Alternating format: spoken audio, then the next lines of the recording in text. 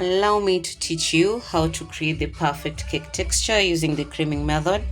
This is going to be a while, so get comfortable. This is the method I use for all my base cakes, also known as vanilla cake. You need your butter, sugar, and your vanilla essence. This step is very crucial, so you need to be patient. This is where you build your texture. Combine and then start creaming. This is basically to make it easier for you to start whisking. I'll post the recipe in our next baking diaries. For now, you just need to know the method to create foundation for you to start. I usually eyeball when it comes to the vanilla essence. We are building the flavor now.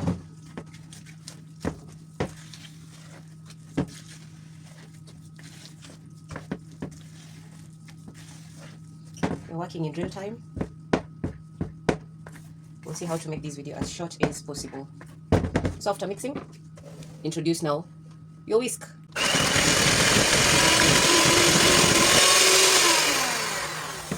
As you cream, remember to scrape your sides to make sure everything is well incorporated. Your hand mixer basically aids your work. You can still use a whisk, but the results will not be the same.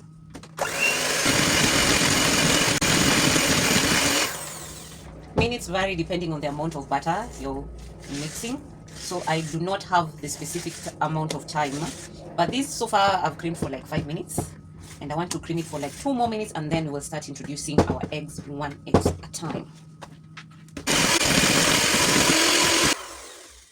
As you may notice, our mixture has puffed up and it's lighter in color, and our sugar is almost dissolved. So this is what you need to achieve before starting adding your eggs. Creamy consistency, almost doubled in size, sugar dissolved. So we crack our eggs and start introducing them one at a time. So my mixture is 1.5 kg. I'll give you a recipe that you can double later on, not now, in our diaries. So let me crack up the eggs. The bigger the eggs, the better.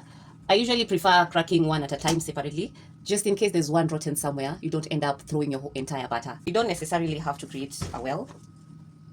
So that's one egg. First,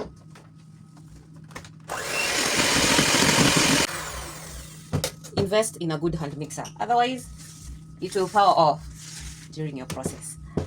For your first egg, you can roughly cream it for 2 to 3 minutes, even 4, depending on the amount of butter you have.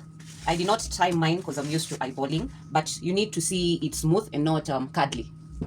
Now we can add our second egg. My other mixer. So that's our second egg.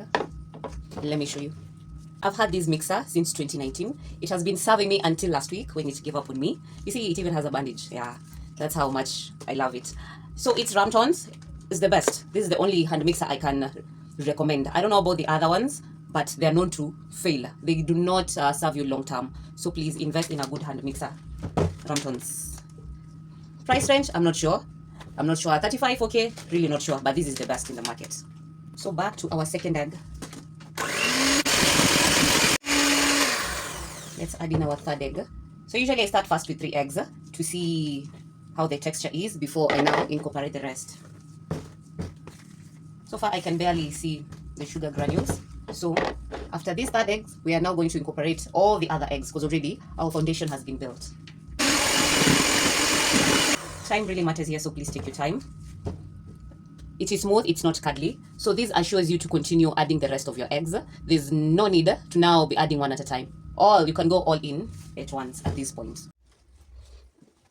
I've already mixed my eggs, you don't need to.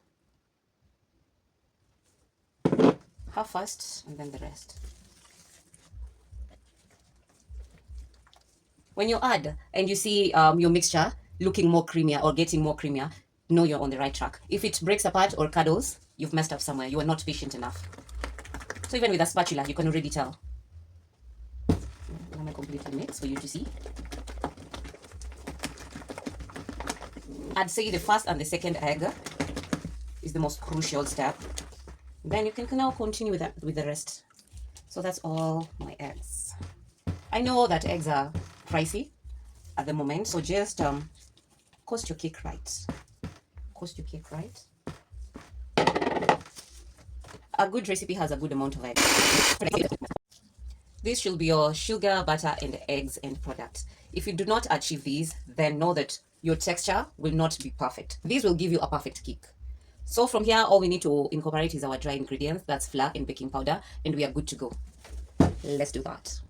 I get asked a lot which brand of flour, sugar, butter you use. Please use whichever you're comfortable with. Whatever works for you, go with it. I do not have a specific brand. If you have a specific brand, then the day that you'll not be able to access it, it will become a problem to you. So learn to work with several brands.